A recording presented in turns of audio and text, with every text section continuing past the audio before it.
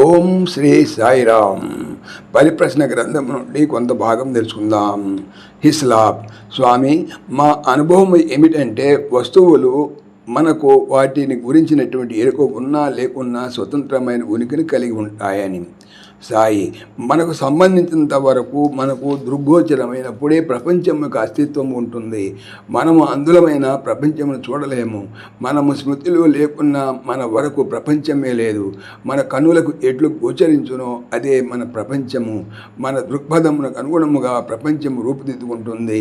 నీ దృక్పథములో సర్వము భగవంతుడే అయిన నీకు కనపడేదంతా భగవంతుడే. కెమెరాతో ఛాయాచిత్రము తీసామనుకుందాం. అప్పుడు చెట్లు లెన్స్లోకి ప్రవేశించి ఫిల్మ్పై ముద్రింపబడతాయా, లేక కెమెరా శక్తి చెట్లను చేరి వాటిని గ్రహిస్తుందా? ఇస్లాం, చెట్లే తమ ముద్రలను తాము కెమెరాలో వదులుతాయి. సాయి, తప్పు. నేను ఒక వ్యక్తి అభీష్టమునకు వ్యతిరేకంగా అతని ఛాయాచిత్రము తీతును. అతని నిరాకరణ ఛాయాచిత్రము రాకుండా చేస్తుందా? దీనిని ఇంకొక విధంగా పరిశీలిద్దాం.